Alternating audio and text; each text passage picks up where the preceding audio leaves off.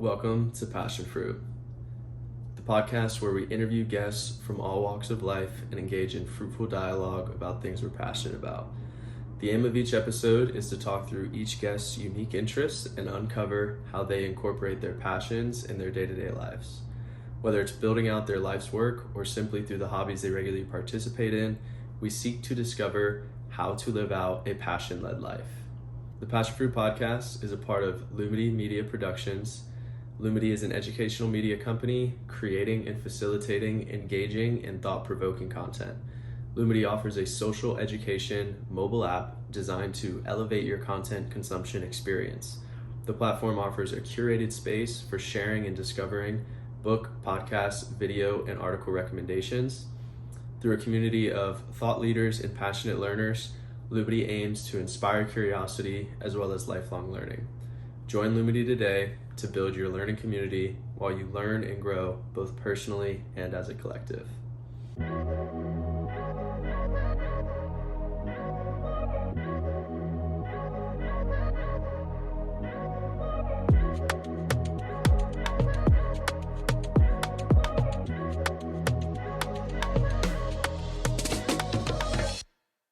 So without further ado, the long-awaited first episode of Passion Fruit. If you know me, this is something I've been wanting to do for a long time, so I'm extremely excited that the day is finally here. For the first episode, I have the honor and privilege of interviewing someone very close to me, my brother, Michael Keil. More than a brother, Michael's a dear friend, a confidant, an accountability partner, and so much more. And in this episode, you'll find out why I'm so proud to be his brother. Michael is one of the most disciplined individuals I know, dedicated to his craft like few others. His commitment to excellence and willingness to push his limits in pursuit of something greater are both inspiring and unmatched.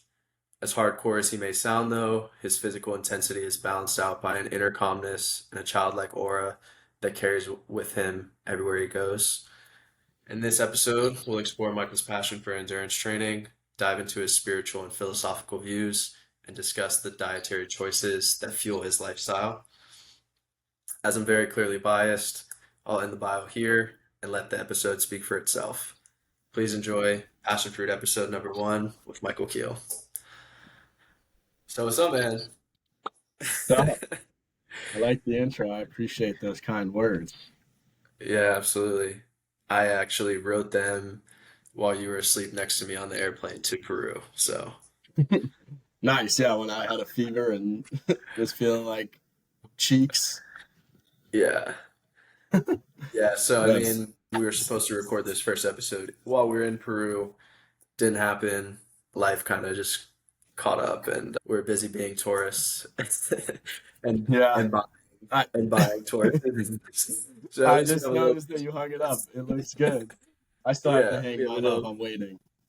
we have a little piece of Peru with us, so we're recording there in spirit. So I want to kind of start the conversation and take you back to February of this year.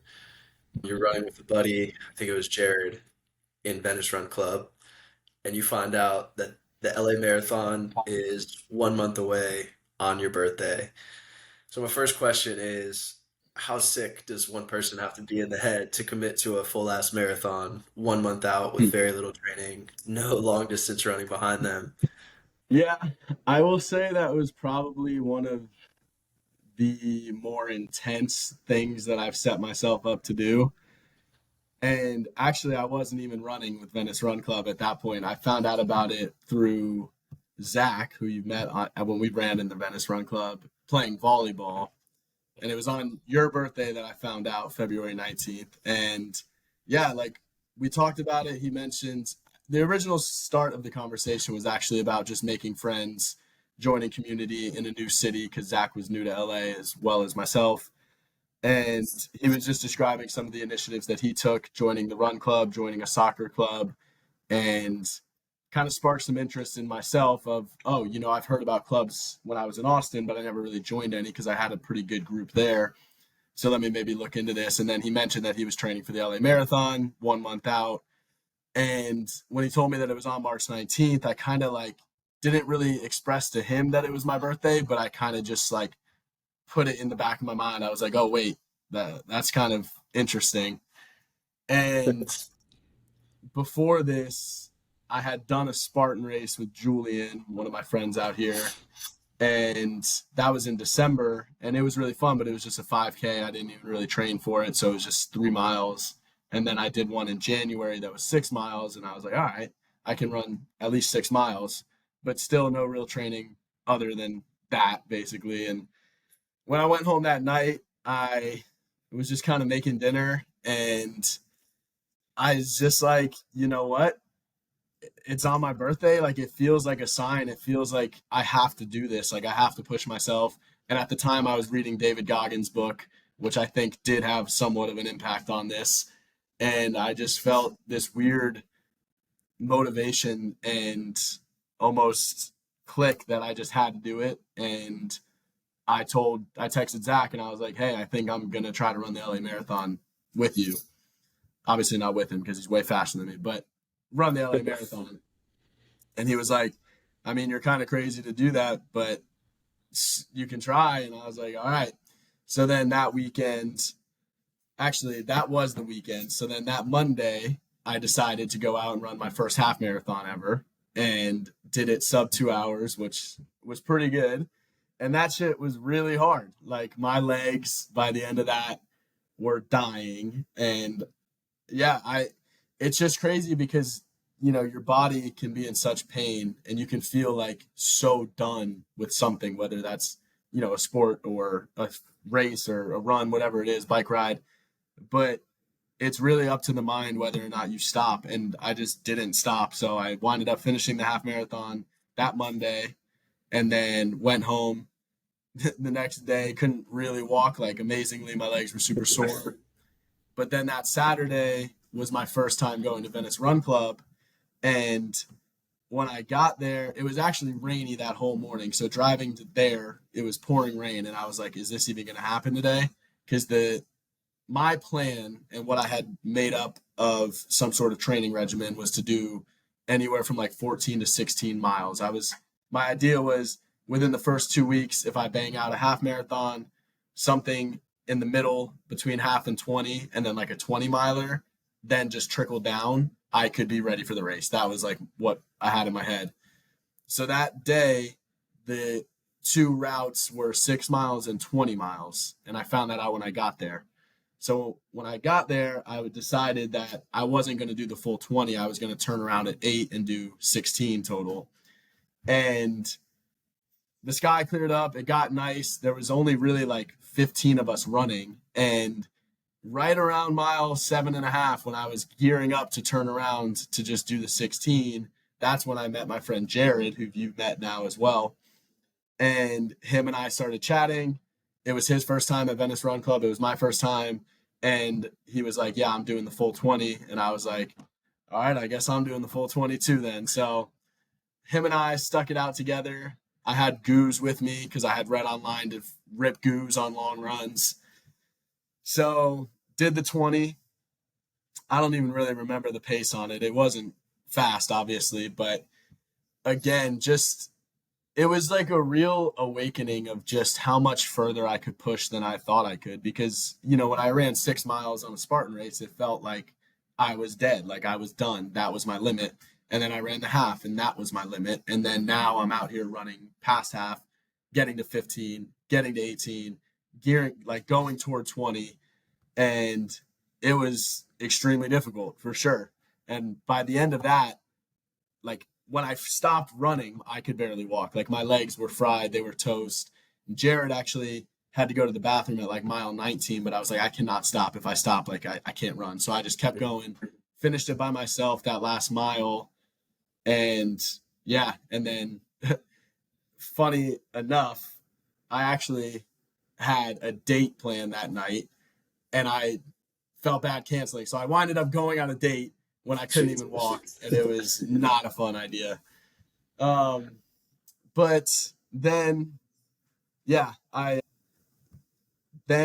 tried to give it like a couple days to heal up, but with only a month of time to train, I felt like I had to kind of move with some speed, and that I don't know, maybe that was Saturday, and then I think on like Tuesday, I went out and just did like a chill 8 miles by myself, and that was not a good idea. I overtrained at that point, and my Achilles, I don't know if I tore it. I don't know if I just strained it. I don't know what actually happened to my Achilles, but it the next day, like I couldn't walk. I couldn't put any weight on it, and it wouldn't heal. Like I did some research. It seemed like Achilles tendonitis. So I just did the RICE methodology where you rest, ice, compress, and elevate, trying to heal it as quickly as I could. But I mean, I only had like 3 weeks left. So I had to do some sort of cardio. So then that's when I started doing long bike rides, did like two 20 plus and then a 30 or 20 plus and then a 30 miler.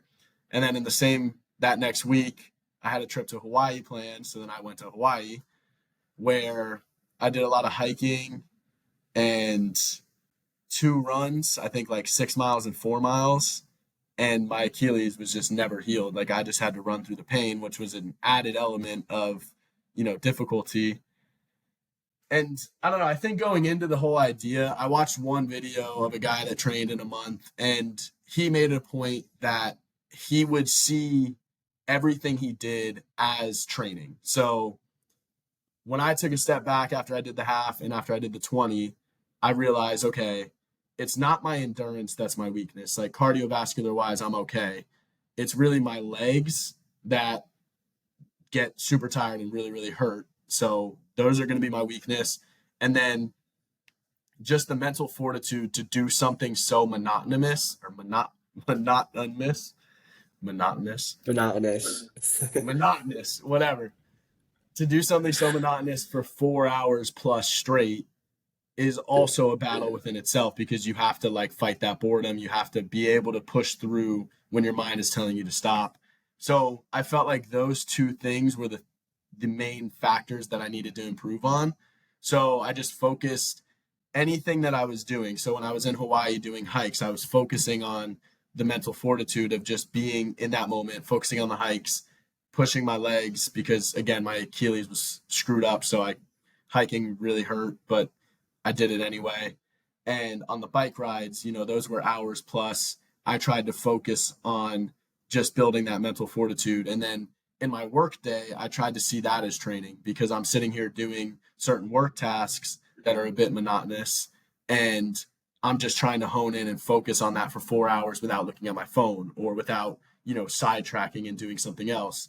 So I tried to frame everything as a training regimen within that month.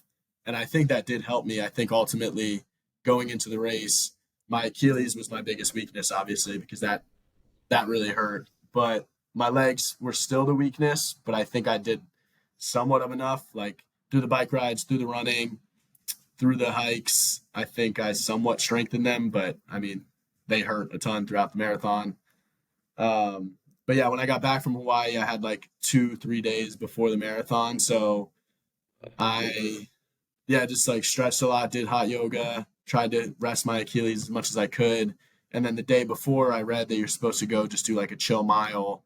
So I went out to run a chill mile and my Achilles flared immediately. So I only did half a mile. And then next day, woke up 3:15 in the morning. Yeah, 3 in the morning. It's marathon day. It's my birthday. I am very excited and anxious and nervous for what's about to happen. Like, yeah, I did 20, but 26 is a little different. And my Achilles is now damaged. So went out there, like, yeah, I think woke up 3:15, left my place around 4, parked like 4:30, got on a tram to go to the start line at Dodger Stadium, stretched for a couple hours, or I guess like an hour and a half, peed in some bushes before the start, and then yeah, we were ready at the start line to go ahead. And before the actual race, I did another quick half mile just to warm up, and immediately Achilles. So yeah, I mean, I think it was just a culmination of all the energy of all. Wow, it's my birthday. Like I'm doing this because I want to push myself. I want to challenge myself. Suffering is suffering. I need to push through the pain. I just need to beast it out. So I put on a David Goggins, Joe Rogan podcast. I got to the start line, took another quick pee on a tree, and then, yeah, we kicked it off. And ran the marathon. Yeah, wow. And hearing those details again, I kind of forgot some of it. Even the trip to Hawaii, like obviously you're not focused on training for a marathon when you're visiting Hawaii. So the fact that that was a Right. week of the 4 weeks that you had Yeah. makes the story all the more savage.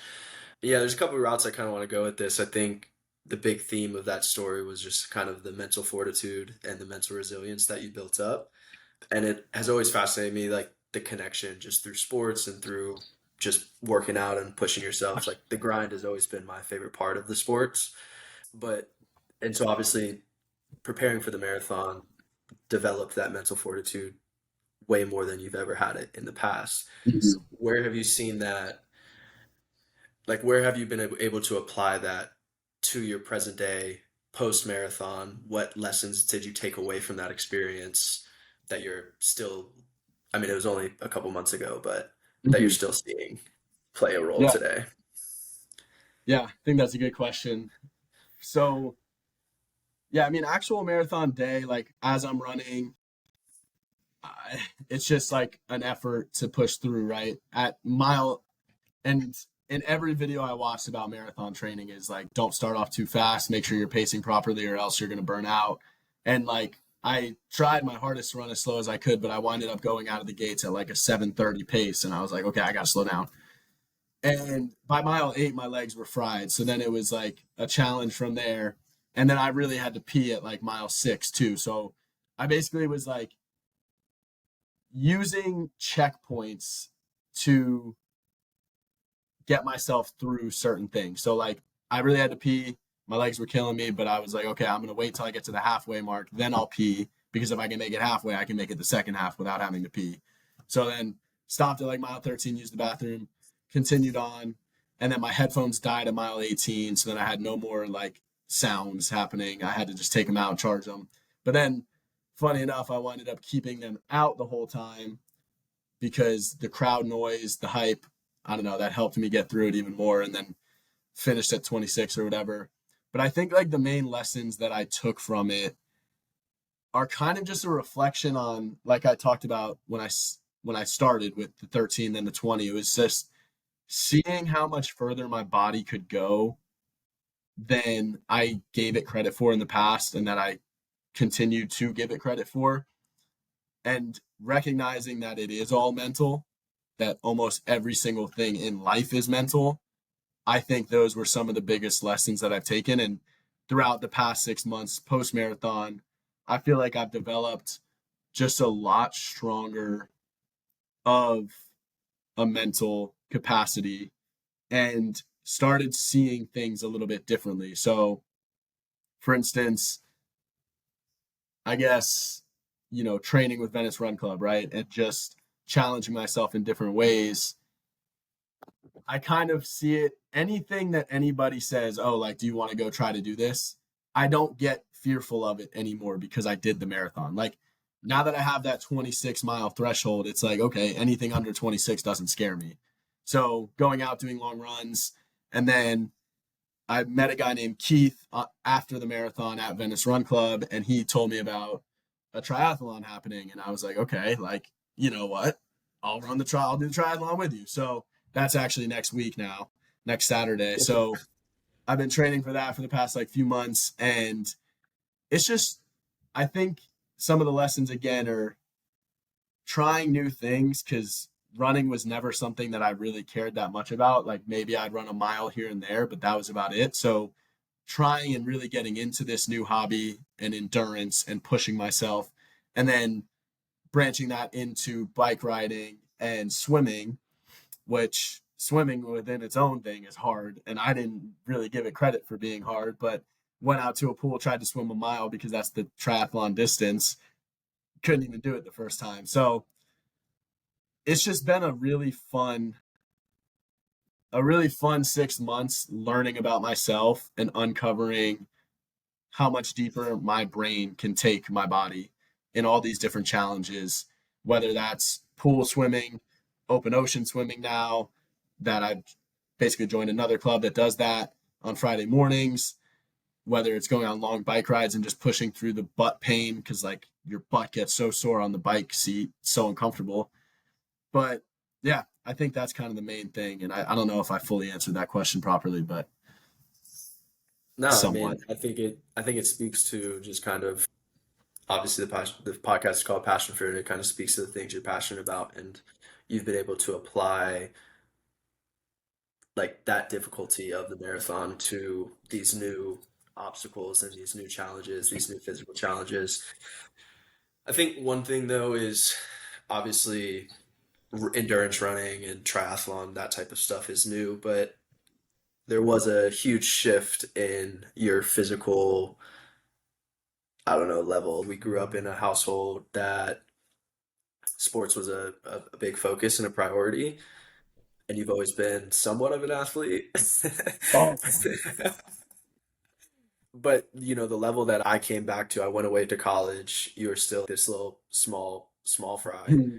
I come back, you're yoked, you know what I mean? Like you're very into just maximizing your body. And so I'm curious as to when that mindset shifted too. Was it in conjunction with the growth spurt? Was it not having me home and bullying you around? Was it the me bullying you around that like triggered something that made you want to get to be this beefcake that you are now? What changed and when did that happen? Yeah. Yeah. I mean, I entered high school at 5'2", 105 pounds, I think, and I benched 95 pounds. I Yeah. think I always really liked the working out portion and like the discipline portion of sports. And I think when we got to high school and started working out with summer football, that really sparked an interest in me. And I wish back then I knew about diet the way that I do now. And, just eating enough calories would help put on weight. But I was small. I didn't know things back then. And, we get in the weight room, start moving weights around. You see Rocky Enos, you see Vern throwing up big boy weights on the dumbbells and on the bench. And you're just like, oh, shoot, I want to be like that. You also, you were strong with them, with Rocky and Sumo and all them. So, I guess walking in, seeing that, seeing the seniors, it really motivated me. I want to be strong. I want to be big. And I think just always being small, like I was always the small kid. And I specifically remember I was always cute. I was always a cute kid. Not, I don't know. Maybe it stems from part of girls and stuff like that. But yeah, I was always cute. I was never like, somebody that girls wanted to date off the bat because I was so small.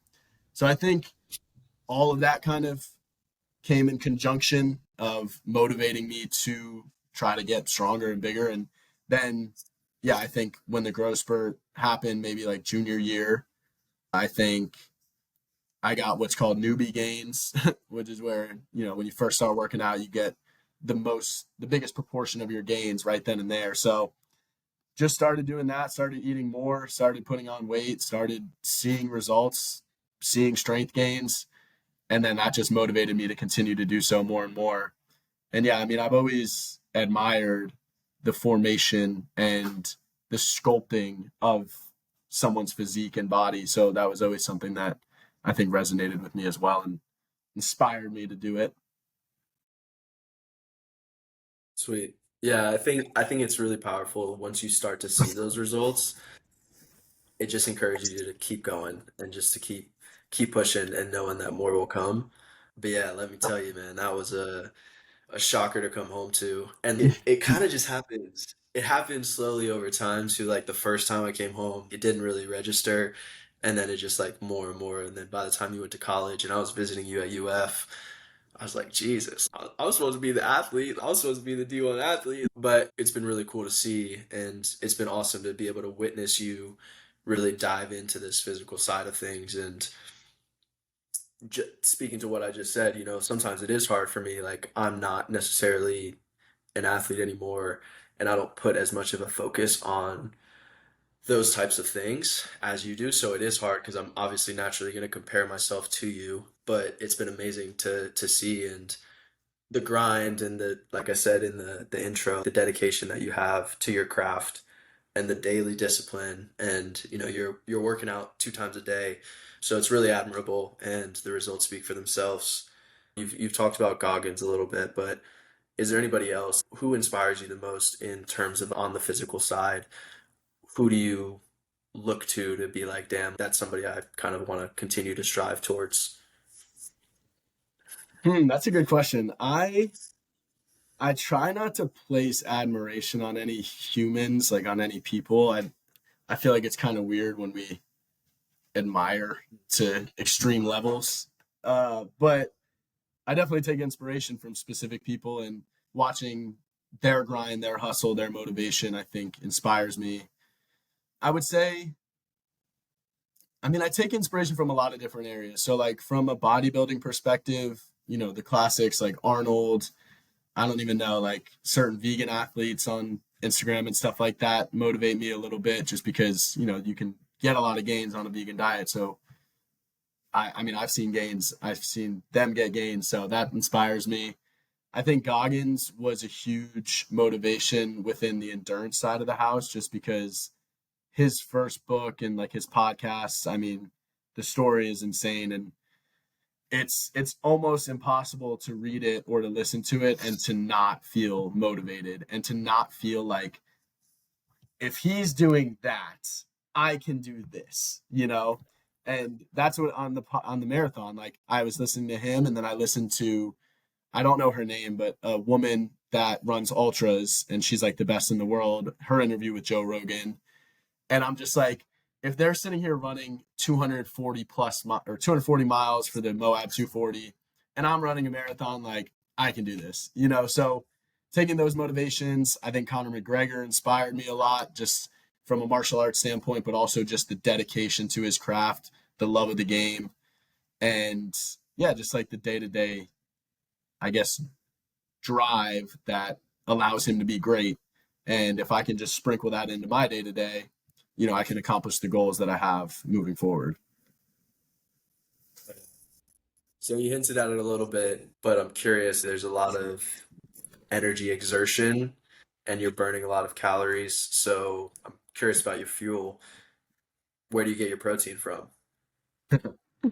Good question. Classic question. Yeah, Yeah, probably the most I common. yeah, 100% the most common question. And I don't hate the question. I think it's just a reflection on the fact that, like, just as a society we're so misinformed on diet, we're so undereducated on food, and we just follow this cultural norm that's been passed down, and we just like trust it, and we don't ever really explore any other options. So yeah, I mean, I'm fully vegan, 100% plant-based, been vegan for almost and a half years now. And yeah, I mean, the main things I eat are tofu, tempeh, beans, legumes, nuts, nut butter. I mean, I do have a protein shake once a day, just like any other person that lifts weights and is trying to put on muscle. Because I oftentimes will get like, oh, you probably have to drink so many protein shakes, and it's like, okay, well, do you talk to anybody that works out that's not vegan? I mean, they're drinking protein shakes too. Most of my friends take more supplements than I do, so it's like, yeah, it's a weird thing that I think some people, I don't know, try to really downplay veganism or just make it so that it doesn't seem legitimate. But I don't know.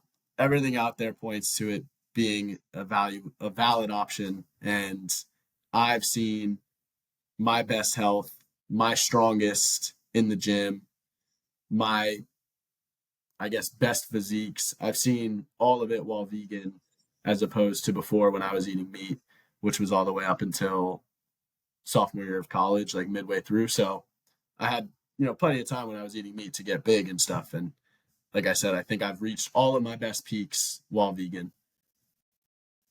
Yeah, I mean, I'm also vegan, so I'm not discounting any of that. I think, 22, 23, 24 is when you really start to make our biggest strides. I'm pretty sure Nick Athlete told me that we hit our peak athleticism at 25. So I think it's I think actually that older than helped that. as well. Really? Yeah, I think men, you don't really start going down until like 30, I think. Maybe Hell even after yeah. I 30. got some more time then, but Yeah. regardless, like you said, veganism has played a big role in your continued development. You also said 5.5 years. So tell me a little bit about the story. What what kicked it off? What kicked off the curiosity in the first place? What made you make the transition, and how did that all go? Because obviously, growing up how we grew up, eating meat all Hmm. the time, steak, chicken, turkey, whatever, every day, three Yeah. times a day. Yeah. Yeah. So I would say it kind of started back a little bit in high school. Like we watched food Food language something. class, Yeah. What's it called? Food like Inc. I Food don't even Inc. or know. something. Yeah, Yeah. We watched that. Got me thinking. And then I watched a documentary on YouTube called Earthlings, which is pretty much just about the overall treatment of all other beings on Earth. Because at the end of the day, we are all Earthlings. We are all of this planet and we share it together. And that one really sparked some like, damn, it is kind of messed up what we do to animals. But again, at that time we were in high school. Our mother was cooking our meals for us, packing, well, I didn't eat meat like at lunch, but making our dinners. really. We had no, Oh, you I don't mean, I even had cold cuts. peanut butter sandwich every day, couple peanut butter sandwiches. But yeah, I mean, we had no time to cook. It's not like we could really, like, we played two sports. We're on the move all the time, get home late at night, eat, go to bed, do homework, whatever it is. So there was no real opportunity back then for me to make a change. So I didn't make a change. I just kept eating it. And then basically in college, my roommate Jared Bell, the OG, he will Shout out. say, he's got a good amount of people under his wing now. But he watched What the Health when it came out, and the next day immediately decided he was going vegan. And he was like, "Yeah, you should watch it." And I was basically like, "No, I don't want to watch that. I don't want to become a vegan. Fuck that." And Hayden was our other roommate, and Jared's brother Earl, and we were all making fun of Jared. We're all like, "Oh, you're an idiot," whatever. Sitting here like drilling him with the same things that I get drilled with now of like, "Oh, where are you gonna get your protein? Oh, like blah blah blah, whatever, this and that." And he was basically just challenging me to try to watch it, and I was saying no. And I then reflected, and I was like, okay, why am I saying no to watching this? It's because I want to remain ignorant and I want to not know this information, because if I do know it, more than likely I will switch and I will maybe go vegan because it will probably align more with my ethics. And I think it would, yeah, I just thought it might have a like an actual change on me. So I wanted to ignore it. And I continued that. And that summer, Victor and I had a trip to Europe planned. So I decided, all right, Jared, when I get back from Europe, I'll watch it and I'll consider it. But before that, like, I want to go to Europe. I want to eat, the food and the different cultures of all these countries. I want to eat cheese in Italy, this and that. So that's what I did. We went to Europe, had that trip, and then the day that I got back, or maybe not the day, but I got back, I was in Gainesville pretty much by myself during the summer because I had to work and the other guys were home. So I just threw it on the TV one day and I watched it, and then I was like, wow, okay, like, oh, I think I like might need to go vegan. And I guess to rewind a little bit, before that, I was dairy free for like several months. I did eat cheese in Europe, but that was before that, I was dairy free for at least 5 months. I hadn't eaten pork in a long time, maybe like, I don't even really know, but I hadn't eaten pork in a long time. And I was very rarely eating red meat. And at that point, I think the last time I ate red meat was like several months before that. So I had already weaned off like a decent bit just from the slight ethical, I guess, confusion happening in my brain. And then came back. And at that time, all I was really eating was chicken, egg whites, a fish occasionally, like once a week. And that was pretty much it. So it wasn't a crazy hard transition, but after I watched that documentary, I did some additional research on top of it. And I was like, all right, I do feel like this is what I need to do from both a more moral, ethical, like health related, environmental impact, like pretty much every main element of veganism combined, I couldn't just keep ignoring that and I couldn't brush it off anymore. So I decided to go vegan right then and there. I just threw away whatever I had. Actually, I didn't have anything because I didn't go food shopping. So I then just went to the store, bought vegan stuff, FaceTime Jared. And I was like, what do I get? And yeah, just went vegan right there. And then that night at work, there was a dead calamari. So like it came out, but nobody ordered it. So it was in the back for employees to eat. And that was a bit of a dilemma. I hadn't eaten dinner, so I was really hungry. And I was like, do I just start veganism tomorrow and I eat a piece of calamari? But I fought the urge and I stayed true. So it was vegan ever since that day. Well, and yeah, to take a little bit of credit away from Jared, I don't think he's the true OG. It was his younger sister, right? That is true. Tori was vegan, I believe, before Jared. Yeah.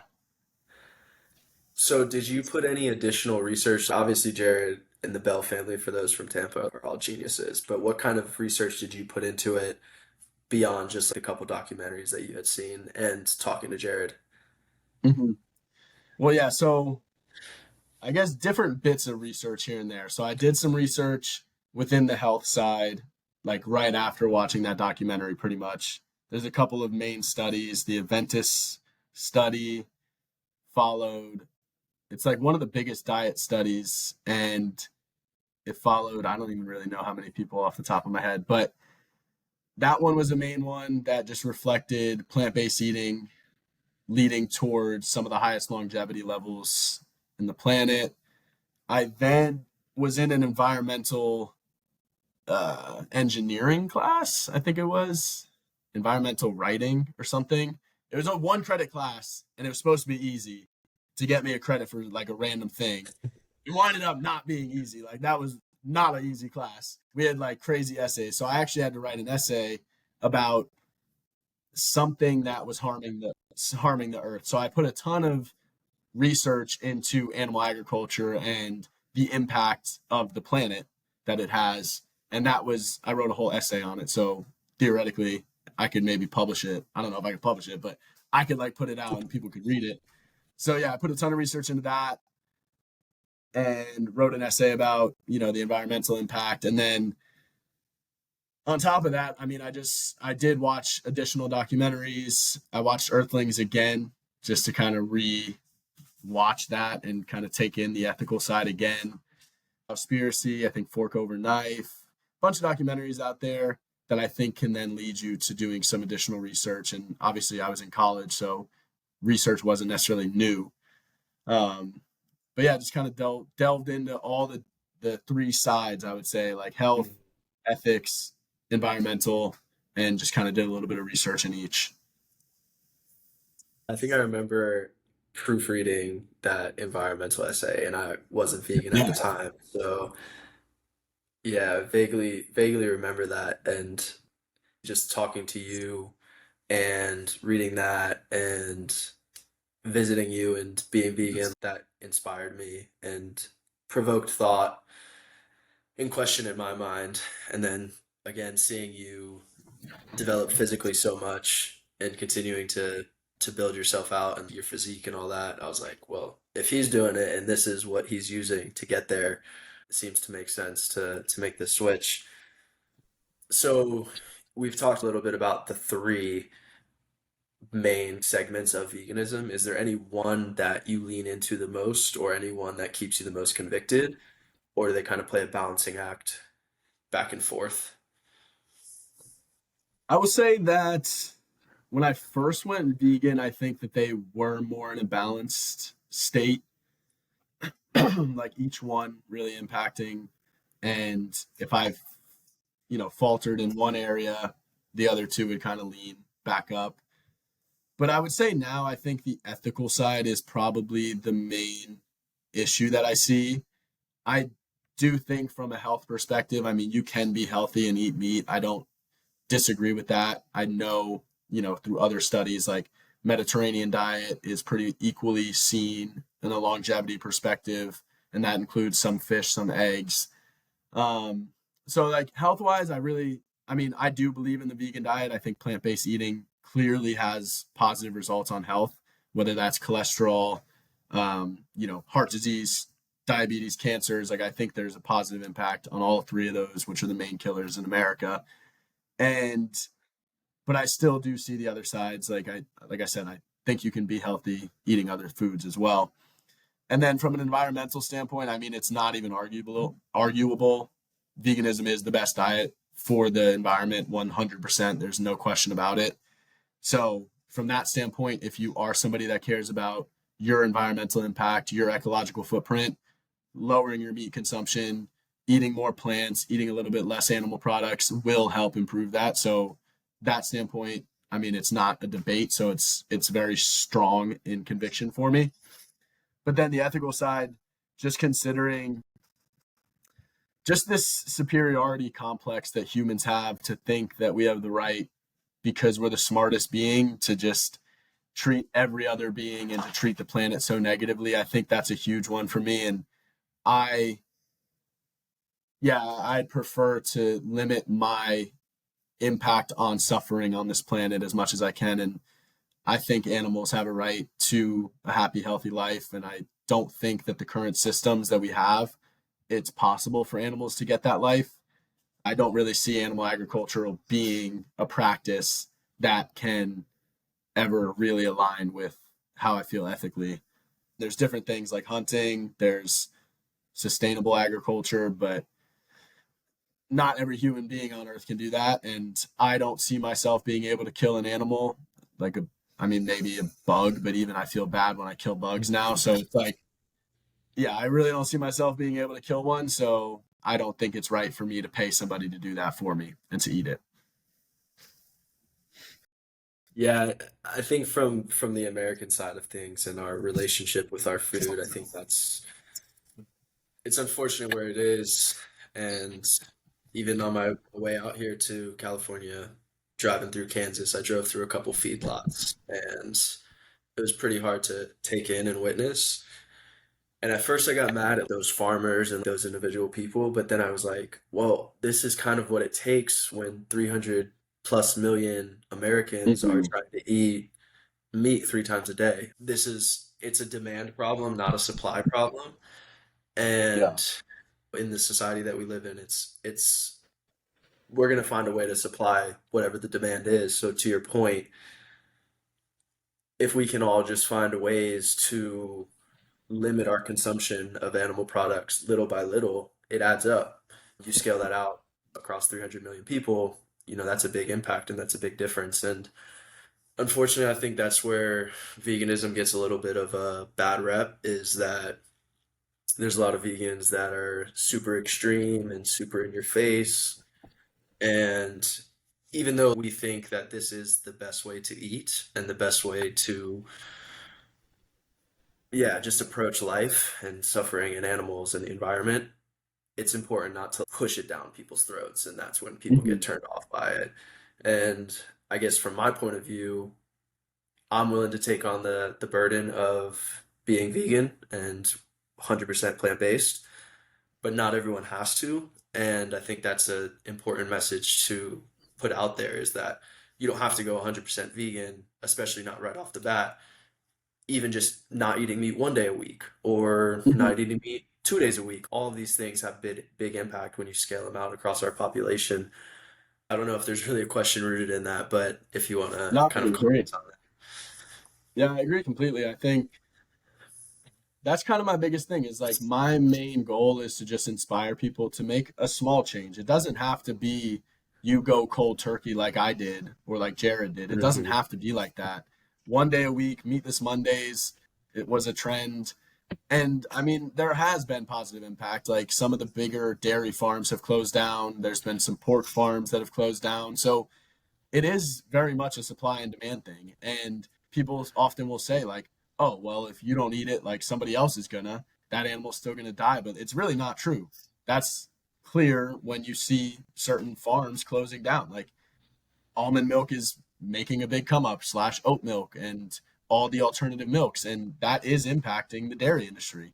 And it's a positive thing because less cows are now suffering, less cows are being force bred, and their babies are being ripped away less. So some suffering is being lifted and it is a positive impact. Like me not eating animals results in about 300 animals living, right? Like if I eat an animal a day or some part of an animal, one animal died for that. So, yeah, I think we need to recognize that we do have an impact when we make choices at the supermarket, and we shouldn't just not do it because we don't think there's an impact, because there really is. And just small changes can lead to big improvements.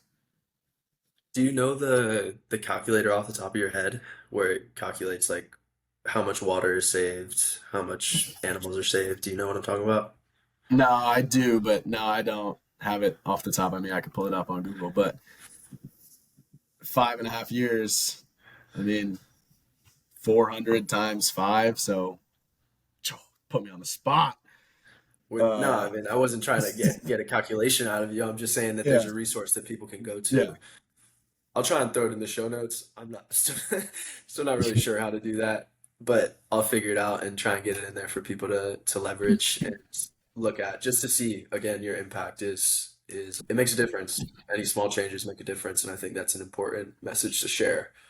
So, where do you see our food systems going in America? Obviously, there's a lot of talk about this lab grown meat, plant-based meats, soy-based meats, these meat alternatives. Where do you see our food system going, and what do you think the future of veganism is? Yeah. So, I mean, the research shows that right now, technically, we could feed the planet with what we're growing from a crop perspective. We could feed every single person, and there wouldn't have to be starvation on the planet if we didn't eat meat. Meat is really the thing that is making it so hard to feed the growing population. And I think, I mean, science clearly recognizes that, and that's why there's so many initiatives toward changes. I think that there's no way the whole planet's going to go vegan. Like, I'm not delusional. I don't see that happening. But I do think that these alternatives are positive, and I think that they're going to lead to more people hopefully being a little bit more cognizant of what they're putting in their body and what they're eating and how that impacts other beings and the planet. I'm hopeful that that kind of leads to that, because I think it's a misconception that like these fake meats, like the soy based, all those fake alternative meats are being made to be healthier.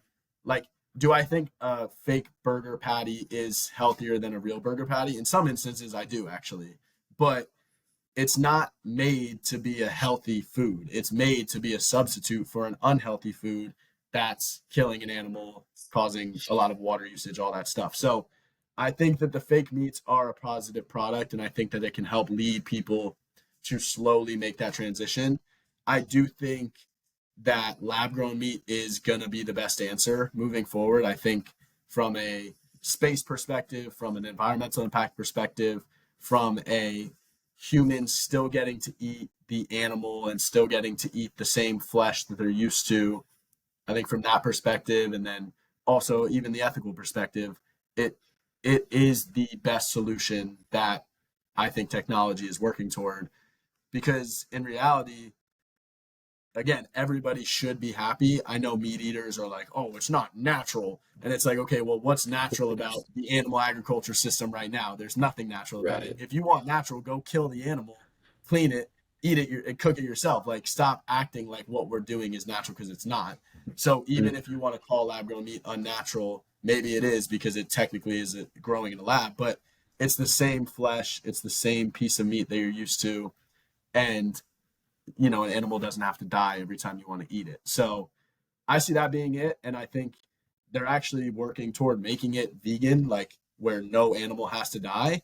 And I mean, I don't see myself eating it every single day, but maybe on occasion I can eat a lab grown steak on my birthday and, not have to kill an animal to do so or something like that. So yeah, I see that being kind of the best direction that we have right now.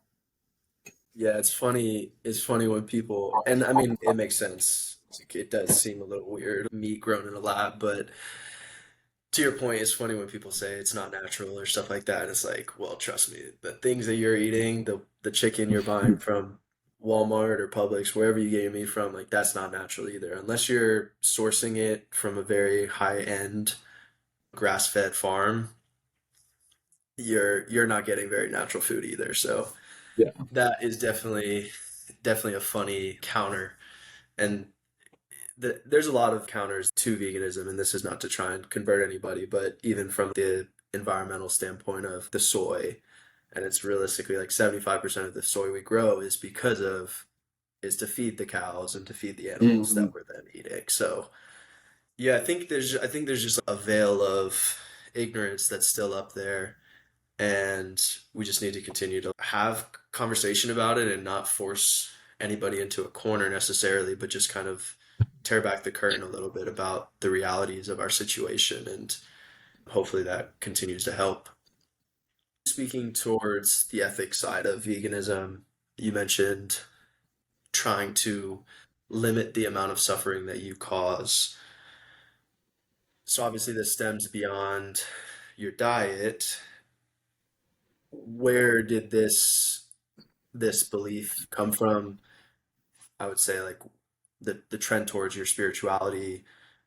What are you rooted in there in your spiritual belief system? Yeah. Yeah. So obviously, as we grew up, I guess we were baptized Catholic or whatnot. But yeah, I mean, growing up, everybody goes through those middle school days when you're going to Life Point Church and just like finding Christianity, I guess, in middle school, high school. You know, I would say that I was pretty Christian, and I think sports really emulated and pushed that on me even more just because it's such a bonding experience when you're playing a sport, especially football. It really is a brotherhood. You really are, in a sense, going to like war together. Let's just call it as a synonym, I guess, but don't take it out of context. I'm not trying Yeah. to call them the same thing. But so having that God to bring you together, I mean, yeah, I was definitely Christian. And then going into college was still believing God, I guess, and going to church sometimes with the fam. And then really when I got to college and stopped going to church, and I mean, Jared, I believe, is an atheist. I'm pretty sure. And him and I would talk about God here and there. Alex Woolley, he was an atheist in high school. We would talk a little bit, and he actually put on a documentary when we were in high school that was basically just about like it was kind of it was talking down on Christianity and just all the weird things about it, like oh God always wants your money, this and that. So I actually didn't watch it. I refused to watch it because again, at that point, I wanted to remain ignorant so that I wouldn't question my beliefs, which I think is a dangerous place to be when you're not willing to hear another side solely so that you can keep your own belief. It keeps you stuck in this wormhole of your own perception. And it's not a good place to be because you're not growing. You can't, I don't know, in life, you have to challenge yourself. And I think that's a big lesson that I learned in college when I was living on my own, with friends and whatnot. But when you're able to separate from your family, you're really able to take a look at what you believe in and wonder is do I believe in this because my family said so, or do I believe in this because I genuinely believe it? So taking some of those main challenges and just like questioning things, right, is the way that I've really started to shape who I am and my actual belief system, whether that's diet, whether that's spirituality. So I guess pretty quickly into college, started really questioning Christianity and just this whole God thing. And I don't know, I think I pretty quickly came to the realization that I would consider myself more agnostic than anything. Like, yeah, maybe there's a higher being. I do believe in energy. I do believe in, I think, a soul, but I'm not even sure. But yeah, I believe in the possibility of there being a higher being. I don't necessarily think that there's a specific one. And I think that's where religion is kind of funky because if you really take a step back and look at religion, they're all very similar. They all are preaching similar messages to be a good person. They all follow similar guidelines to the Ten Commandments. They just have a different face to them. Once I kind of recognized that, I, just took a step back completely, and I just flowed with being agnostic, right? I didn't care to follow anything specifically. And then, I mean, people are going to think this is weird, but I then watched Avatar: The Last Airbender, and I'm saying this that Avatar: The Last Airbender, best show out there. Genuinely, I think every adult should watch it. I think the lessons within it are way deeper than childhood lessons. And Sure. that really sparked an interest in spirituality, in my opinion. It's weird to say that, and maybe it wasn't the deepest inspiration, but it did spark some interest in meditation, in just this idea of interbeing and there being this energy that we all put out and take in and how it impacts everything. So that sparked me buying some books, starting to practice meditation and learning more about meditation and mindfulness. I read a few books off the rip. I read What the Buddha Taught, which is kind of just a simplified version of the main messages that the Buddha taught. I read The Art of Happiness, which is the 16th Dalai Lama. And that book was pretty inspiring. It was about spiritualism as well as meditation, mindfulness, and just framing your mindset to be focused on happiness and to striving toward happiness as opposed to any other material object or immaterial object. So centering that as your main goal as opposed to a specific job or whatever goes a long way. And I think those lessons from those first two books sparked a big interest within Buddhism and spirituality and just the practice of being present, being mindful.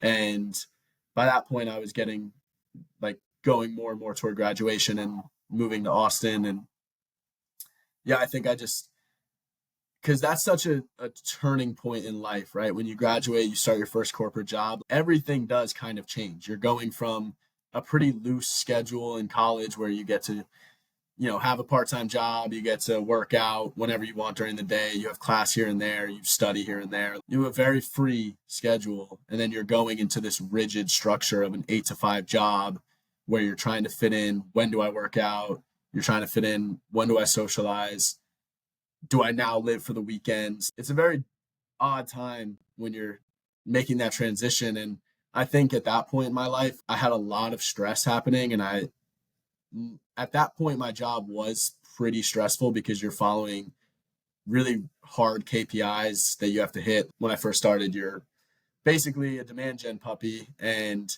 you have to hit these numbers or you might not get fired, but you're not going to get promoted. So I was constantly stressed, not really knowing how to control the stress, not really knowing how to stop thinking about work, not really being able to stop thinking about it. And I think that impacted like my well-being in the beginning when I first moved to Austin and started the job and like really started focusing on, okay, I want to get promoted, so I want to do a good job. And I think these books and starting to focus on meditation, by that point I had been meditating pretty much every day, but I wasn't really doing it, I don't think, in a proper way. I wasn't really gaining from it. I was just kind of doing it to do it. I wasn't purposefully doing it, or yeah, I didn't have the proper intent. But I think reading those books sparked a little bit deeper of a drive to focus on the present moment, to stop stressing about the future, to stop reminiscing on the past. And I was able to get a little bit better and slowly improve my work life balance.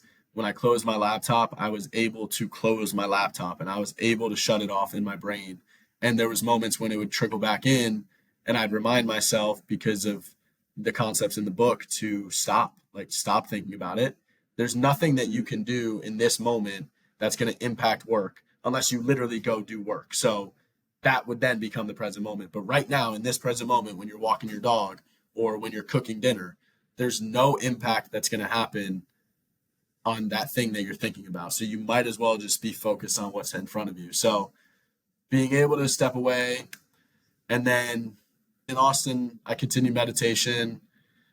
I think I went like honestly 2.5 years probably strong of almost every day meditating. And And then read a couple more books. I don't even really know off the top, but a couple books here and there throughout it. And just this idea of having a connection to the universe as opposed to just being a selfish being and to only be thinking about myself and the things that I need and I want, really stepping back and appreciating the world and providing care and positivity into the world as opposed to just negativity here and there. And I think veganism had another impact on that as well, because you do start to recognize you're like, wow, like I am equal to other beings. Like I don't have this superiority that we think we do. And, maybe, yes, we are the most intelligent being, but that allows us to actually have compassion. Being the most intelligent allows us to provide the most care and to be the ones considering and caring for the planet and for the animals. Obviously, a lion is not thinking about its ecological footprint because it doesn't have the capacity to do so. It's thinking about survival. But we as humans, we're in this, and this is more specific to the Western lifestyle, but we're in this pretty darn good setup of society, and we just still take advantage of everything and don't really second guess any of it. So I think spirituality kind of trickled into all of this.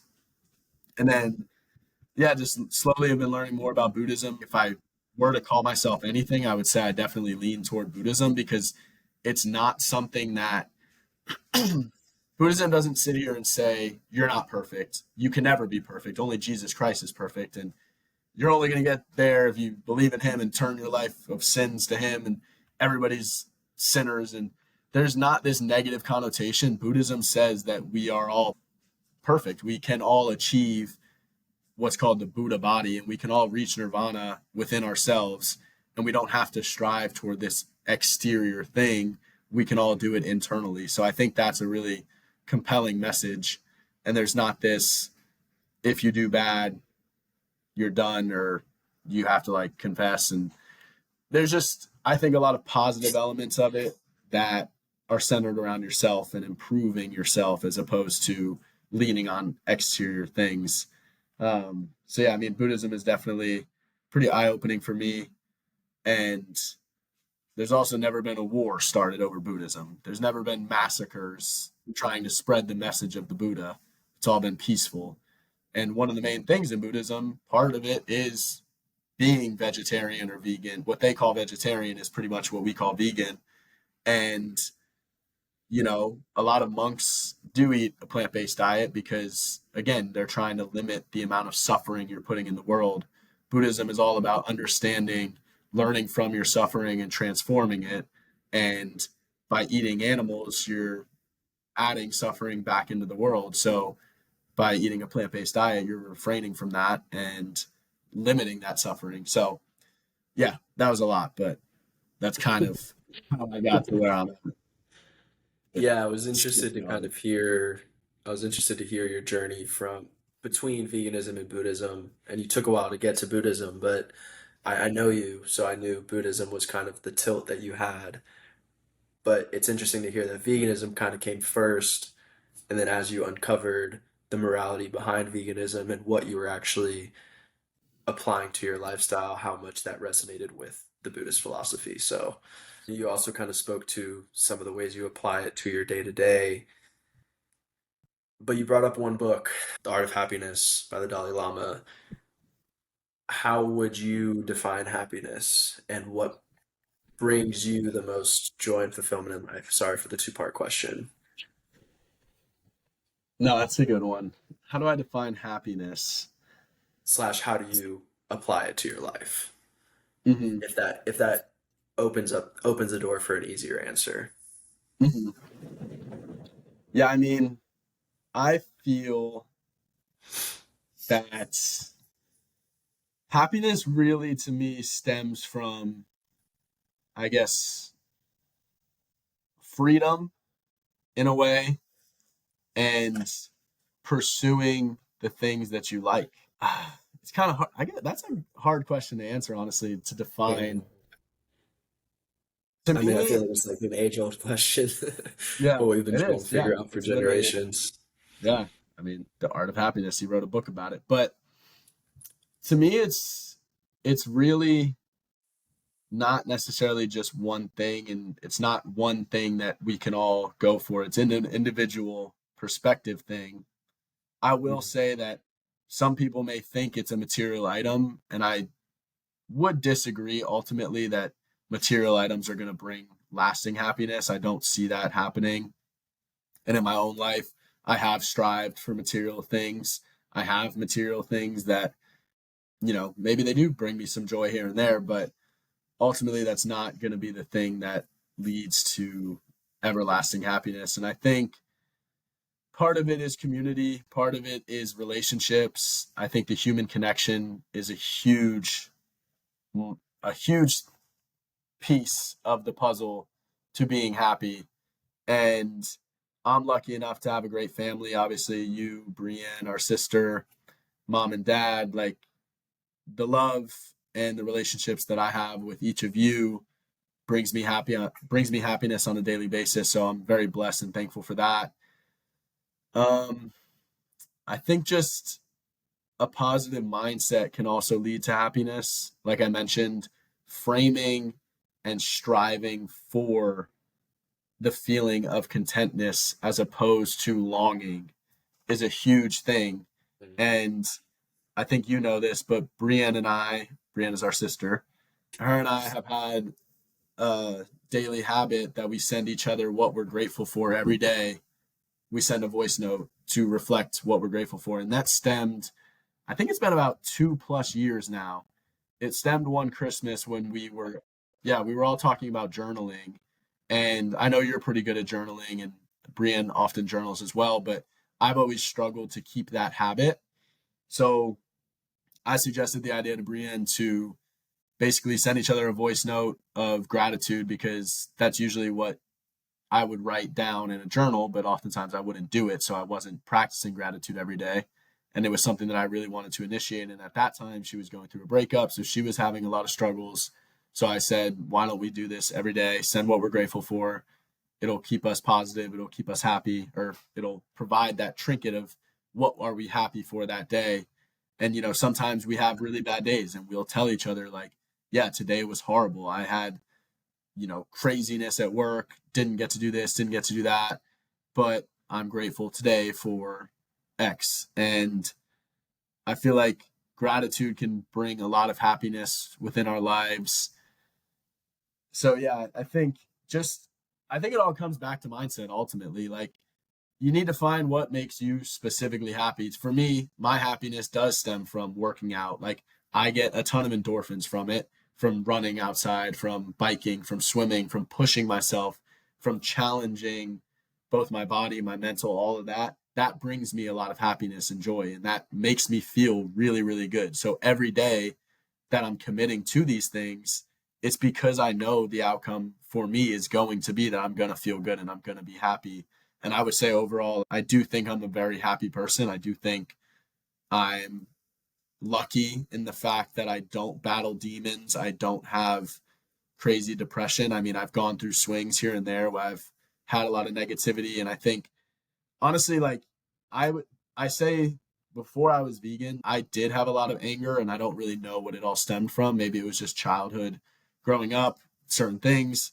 Maybe it was you bullying me. I had anger pent up. But when I was a kid or going into college, I really was a lot more angry of a person. And I don't know if it was just hormones, but I would go through some mood swings. Some days I'd feel really pissed off. I'd snap on Hayden, I'd snap on Jared and Earl. I was kind of mean in certain areas. And I mean, I'm not saying veganism was the thing that like helped me, but I did notice a bit of a shift when I transitioned to veganism. And I think it stems from everything, right? Not adding suffering into the world, not inflicting pain and harm into animals that I'm then ingesting. I think not taking in that negative energy does have an impact. And I think, I mean, I'm sure it was a couple of things, but I think I got a lot happier and a bit more of calmness post changing my diet. And then obviously, as I segmented into spirituality as well and mindfulness, I do think I've calmed my mental space a lot. And now at this point in my life, I do feel very, one, grateful and blessed for my headspace and the levels of happiness that I feel like I can achieve. But two, I also feel really grateful just for the people around me and the community that I built, the people, the friends in both Austin and LA and Tampa, everywhere. I think that's also a huge impact on my happiness overall. Yeah, I think my main takeaway from that is the thankfulness aspect and how incorporating gratitude can really overall just make you a lighter being. And big message in Buddhism is life is suffering, but also that it's fleeting. And going back to being present and living in the now, you can kind of recognize that, like, yeah, some things in life are just going to suck. There's going to be suffering that we have to go through, but I'm thankful that those moments are fleeting and that there are still good things going around endlessly. And that's a really powerful exercise that you and Bree have going together. I'll have to talk about it with her on the next episode. Let me throw in two other books that are really good and powerful. Okay, Were you going to ask me that? kind of, yeah. But go ahead. Uh, yeah, to your point again, life is suffering, but it's also everything is impermanent. So it is a really powerful message and it's a powerful lesson. And I had just read a book called From a Mountain in Tibet, A Monk's Journey, and probably one of the most profound books that I've read in my life. Just really insane experience. He was born in Tibet, grew up, and then communist China invaded. He had to flee with different people, winded up being one of the only survivors in this huge group of people, went to India. So just his life's journey and all the struggles and challenges he went through, and then winded up becoming a monk, and how he got to where he is. It's one of the most powerful stories I've ever read. And it was very inspiring, but also very educational. I took a ton of lessons from it. And I think it was perfect time. I took a lot of lessons from it where right now in my life, it's helped me a lot. Even for instance, on this trip to Peru, like I said, I was sick on the plane there, got a cold, and then spent the first 3 days in Lima pretty sick. If that had happened a few years ago, I would have been a freaking pouty baby suffering through it and being, crying the whole time that I don't feel well and blaming everything and being mad at the world because I'm sick. Instead, I recognized that it was suffering that I had to go through and I could still have a good time and I just had to push past it. So some of those big lessons are huge and impactful in my life already right now. So that's a big book that I'd like to shout out. I think everybody should read it. Even if you're not Buddhist, even if you don't care about Buddhism, you will take lessons from the book. Awesome. Yeah, I will say I'll give you a little shout out there. You didn't really complain at all, and not an easy group to be low energy or not feeling well. Not a good group to be around, but you definitely pushed through it and didn't really let anybody know. So kudos to you. So I kind of want to go through the rapid fire section and just throw out some questions, fire them off, and not a lot of thought coming from your answers. The first one you just spoke to, but number one book recommendation. Well, I will say that book, but I'll throw out another one. I don't. This is tough. I feel like I need to say three. I'm gonna Okay, say three. sure. *Sapiens*, really good book. You put me on that book about the history of humans even before Homo sapiens. Crazy. I learned something new every single page. Was very very educational. Then from Mountain Tibet, and then I gotta say Goggins' first book.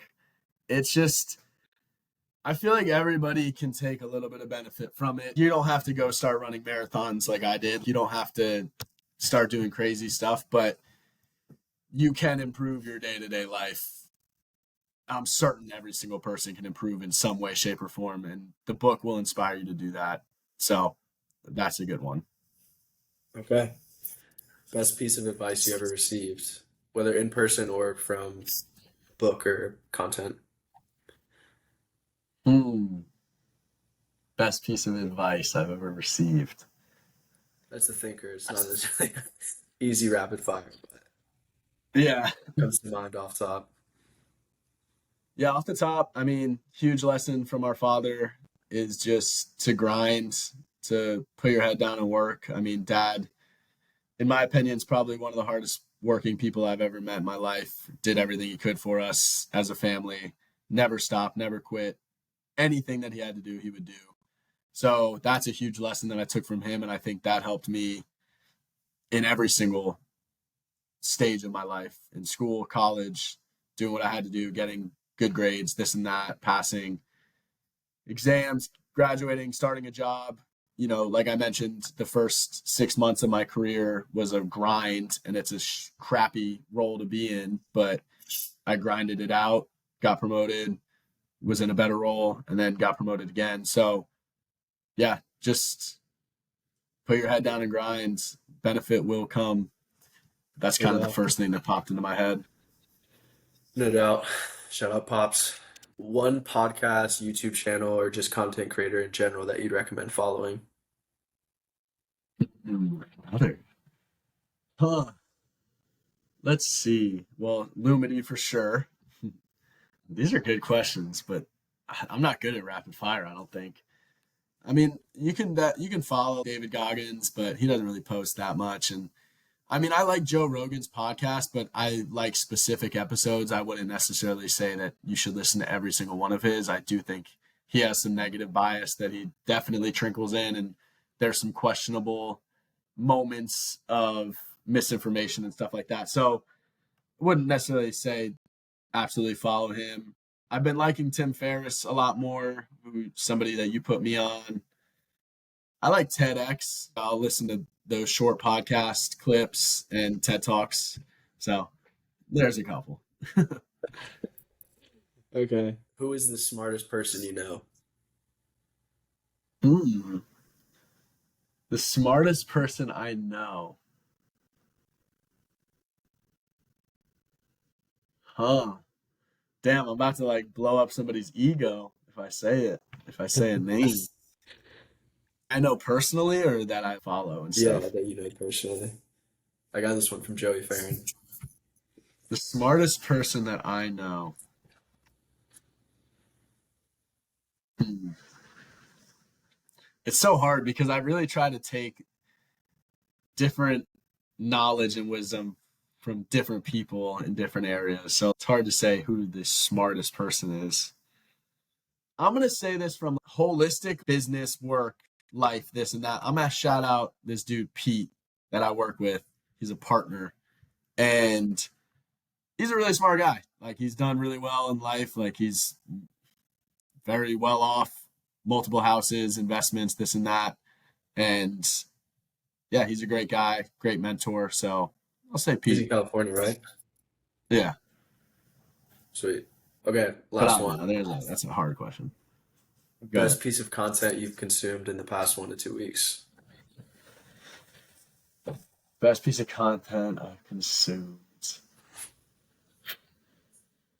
Well, I mean, I really wasn't consuming much content the past 2 weeks, but Yeah. I'm reading a book right now called The Art of Living by Thought Nach Chan. I don't know if I'm pronouncing his name right. I forget it, Probably not. but probably not. Another book, he's a monk, and it's just kind of different elements of Buddhism spirituality, but just overarching message of the art of living and a lot about impermanence, a lot about suffering, a lot about mindfulness. So I'm enjoying that book. Like there's some elements of it that are kind of hard to digest, but overall I'm enjoying it. So probably say that. Nice. All right, so we've kind of come to the close, and I'm still deciding what my final closing question is going to be. So I'm actually going to throw two at you. Well, I guess we'll see how the first one goes and how long you go for. But yeah, I'm still narrowing these two down. So, what do you love most about life, and how would you advise someone to incorporate this into their life? What I love most about life. It's a good question. Give me like 30 seconds to kind of just brainstorm. Mm,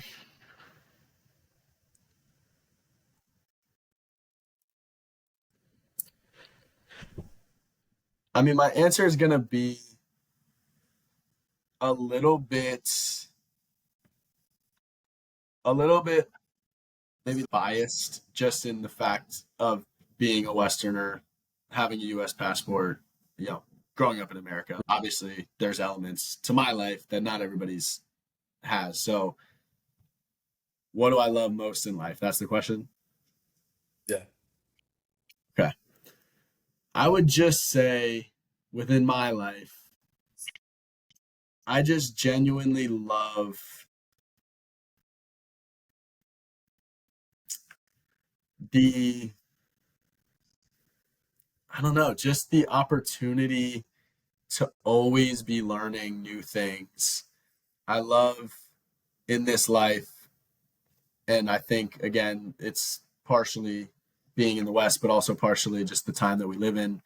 I mean, knowledge is so at our fingertips. It's really never ending. I could go on YouTube and learn about anything I want to learn about. So I really love being able to learn new things, challenge my beliefs, and really just develop passions for different things. I love to dabble. I love finding something new and then getting decent at it and just kind of dabbling here and there. I love rock climbing still. Picked that up in Austin. I like slacklining. I like surfing and challenging myself in all these different areas. So just the never ending possibilities that exist. I love that. The second part of that question, how Okay, can fair enough. people implement that into their lives? I would just say, and I genuinely think this is so important, is step out of your comfort zone. I think a lot of people are just, and I'm not trying to hate on anybody, right? Like if you like a simple life, like if you like going to work and then coming home, maybe going to the gym once or twice a week, eating dinner with whoever you're with, and then going to bed, like that's totally cool. But just for a lot of people out there, I feel like there are things that are worthwhile to try. And I think just stepping out of your comfort zone a little bit can produce such good results. Like in Austin, I mean, I think when I moved to Austin and I think I was able to really open up a lot more and step into different areas, trying rock climbing, even though in Denver, the first time I ever rock climbed, I had to come down the wall because I was scared of the height. I'm Yeah. scared of heights, genuinely. I really am scared of heights, but I stepped out of my comfort zone to challenge myself and to push those boundaries because I don't like living with this fear. I don't want to be fearful when I'm high up in the air. I want to beat that. So I started rock climbing and challenging myself that way, and now I love it. And slacklining, one day we were just walking the dogs on the boardwalk, and these people were doing it, and I decided to just say, "Hey, can I try?" And that now initiated a whole hobby that I've been doing for 2 years. So stepping out of your comfort zone for 1 minute can literally initiate something that you wind up loving for the rest of your life or for multiple years. So don't be afraid to do that.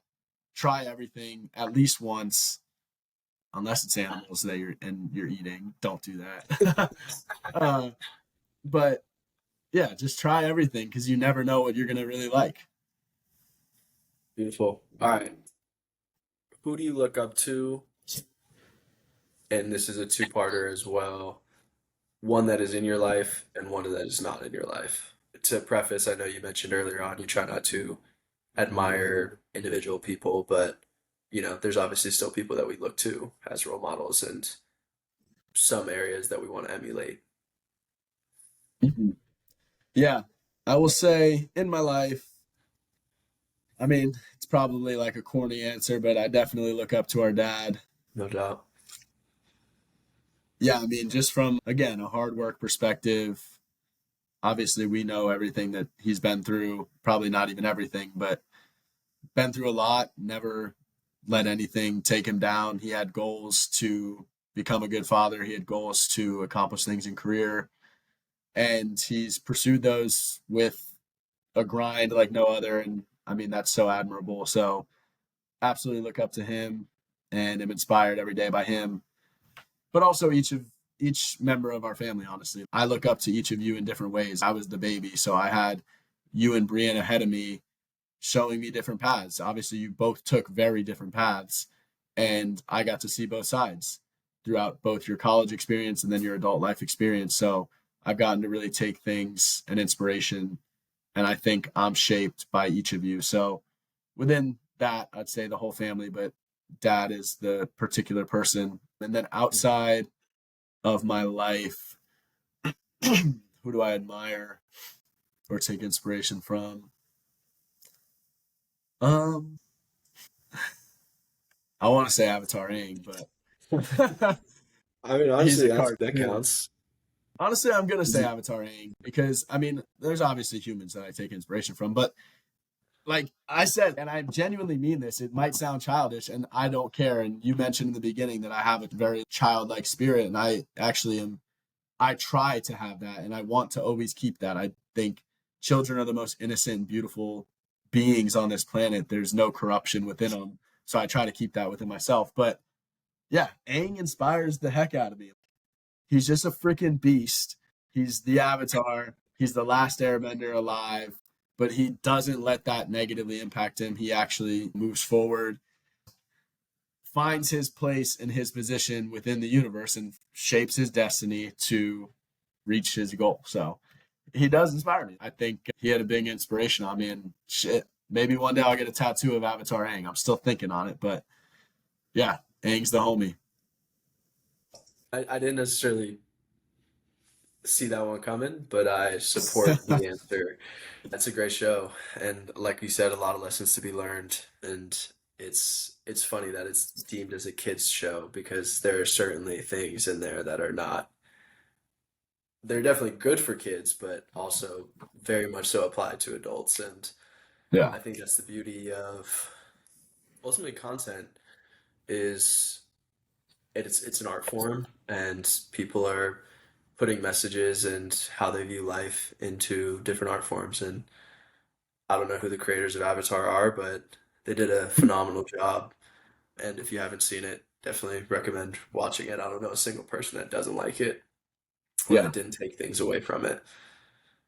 I think if everybody watched it, the world would be like 1% better. Yeah, no doubt. Maybe even 2%. Maybe. But yeah, I mean that pretty much does it for this episode. I want to thank you for being the first guest and for taking the time. It is not early, but I know we both have a work day tomorrow, so I do appreciate it. Again, we tried to do it in Peru, didn't time up well, so I'm glad we made the time, made the space, and very much thankful and appreciative to be able to do this with you and pick your brain a little bit. And though we live in the same city, though we're brothers, it's not always easy to have somebody who's more thoughtful and in-depth conversation. So I'm glad we got to chop some of this up and talk through your passions. So where you can find Michael for those listening, his Instagram, Michael underscore Keil 5. Keil is Keil. You can also find him on Lumity, our app. It's just Michael Keil. And maybe on YouTube at some point. I don't know if there's going to be a revival YouTube channel coming soon, but maybe Yeah. hopefully soon he'll be part of the Lumity Media production. But any last words from you? Anything you want to leave the new audience with? Again, I would just reiterate, just always challenge yourself. I mean, there's literally nothing negative that can come from, I mean, maybe there's something negative, but more often than not, there's not going to be negative impact from trying something new, from learning something new, from challenging a belief, even if it's deeply embedded. I just think it's always worthwhile to be trying to progress forward because if we're not progressing, we're just staying stagnant, and life is quite literally progression. So it's always important to do that. Yeah, I mean, that's pretty much it. I think I'm really thankful that I could be on here, and I'm thankful that you are doing this and pursuing your passions. I think it's really inspiring. Again, like I said, I take motivation from you guys. So this inspires me on a daily basis watching your grind and hustle. So thankful that I could be on the podcast. I'm thankful that you thought I was a worthwhile guest to have. And yeah, excited for the future. If you don't have Lumity already, there's a weekly notification that goes out every Wednesday, so it's pretty timely. Did you learn something new this week? So I think that's a great way to close.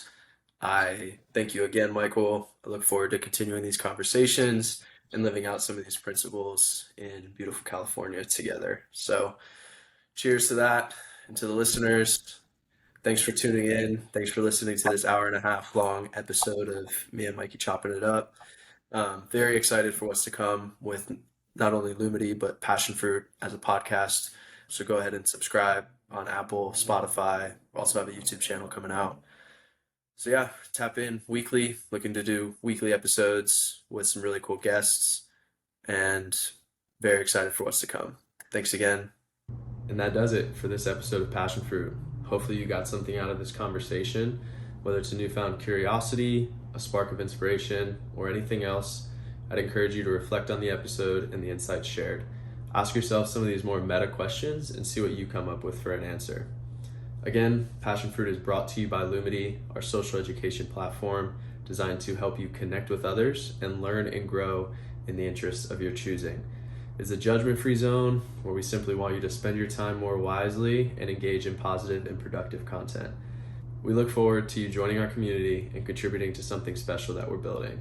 The podcast and Lumity as a whole would not be possible without the amazing team over at Jetro Solutions. Specialists in mobile app and website development, the team at Jetro is committed to turning your digital dreams into a reality.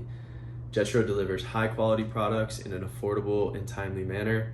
The gurus at Jetro are behind both the Lumity app as well as our website, so from personal experience, I can assure you that they're phenomenal to work with. Their expertise spans across various segments, and they are great communicators, ensuring a personalized approach to meet your specific needs. For reliable and efficient development needs, choose Jetro Solutions. You can visit them at jetrosolutions.com, which will be linked in the show notes, or you can contact us directly at Lumity.